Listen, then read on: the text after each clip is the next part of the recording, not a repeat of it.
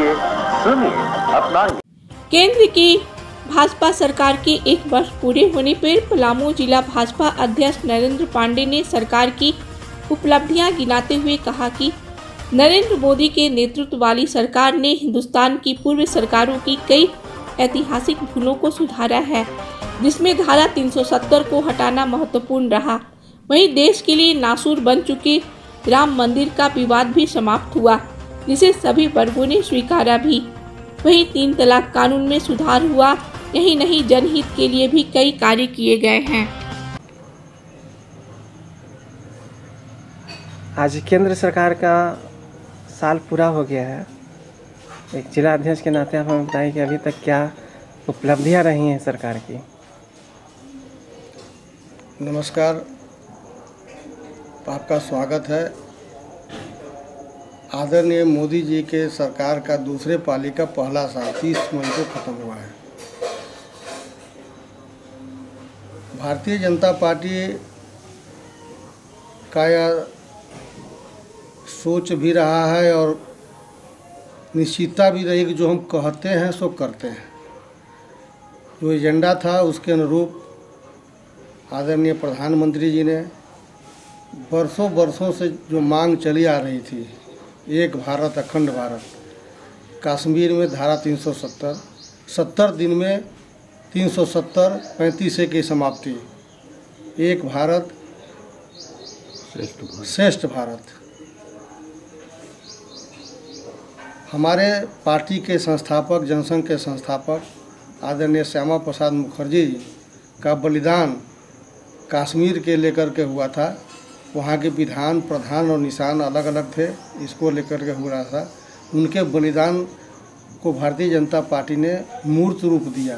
जो उनका सोच था, उनका जो प्रयास था, उसको सफल बनाया। सबसे बड़ी पहली उपलब्धि। दूसरी उपलब्धि, अपने अल्पसंख्यक बहनों माताओं को जो 3 तलाक का मामला था, जिन्हें अपने जीवन में ही कहा जाए तो बहुत तरह की यातनाएं भुगतनी पड़ती थी। साधारण तरीके से 3 तलाक लोग कर दिया करते थे। उससे मुक्ति आदरणीय प्रधानमंत्री जी, भारत की सरकार ने दिलाया। यह दूसरी बड़ी उपलब्धि है। तीसरी बड़ी उपलब्धि हमारे सरकार की है कि जो हम विदेशों में, हमारे जो अफ़गानिस्तान, पाकिस्तान में जो नागरिक रहते थे, उनके लिए हमारे यहाँ जो आते थे, शरणार्थी रहते थे, उनको हमने नागरिकता कानून के तहत अपने देश का नागरिकता दिया, सबको सम्मान दिया। यह तीसरी उपलब्धि। और जो भी उपलब्धि है, देश को परम वैभव तक ले जाने के लिए विदेशों में कूटनीति, हमारी प्रधानमंत्री जी की बड़ी उपलब्धि है। आज विश्व में परचम लहरा रहा है। उन्होंने आह्वान किया है कि हम स्वच्छ भारत के तहत जो अपनाया, पूरे देश उसको अपनाया, जो घोषणा किया। आज अभी देखिए, कोरोना का जो संकट काल था, पूरे देश उनके साथ खड़ा है और उनके बताए, उनके कहे हुए रास्ते पर पूरे देश जो चल पड़ा, इससे आज बहुत बड़ा राहत हमको मिला। 20 लाख करोड़ का पैकेज आम जन के लिए, पूरे देशवासियों के लिए, चाहे मजदूर हों, किसान हों, व्यवसायी हों, छात्र हों, उनके लिए तरह तरह की योजना, इतनी बड़ी राशि की घोषणा करके पूरे अपने श्रमिकों को अपने घर तक पहुंचाने के लिए ट्रेन की सुविधा, जिसमें 85% भारत सरकार देती है, 15% राज्य सरकारों को देती है। ये सबसे बड़ी उपलब्धि है और एक साल बेमिसाल रहा।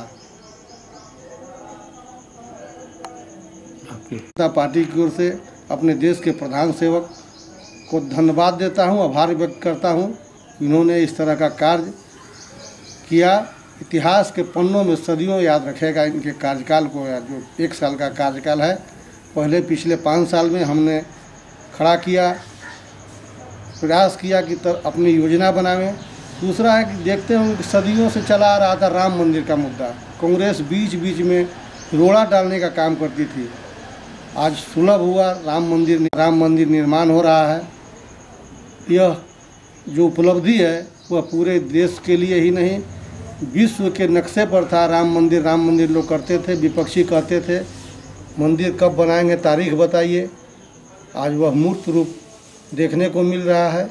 जो स्वप्न लगता था आज वह आम जनता के लिए, पूरे हिंदुस्तान के सभी नागरिकों के लिए एक बड़ी उपलब्धि है और उत्साह के साथ पूरे हिंदुस्तान के पूरे समाज ने उसको अपनाया और मंदिर निर्माण हो रहा है।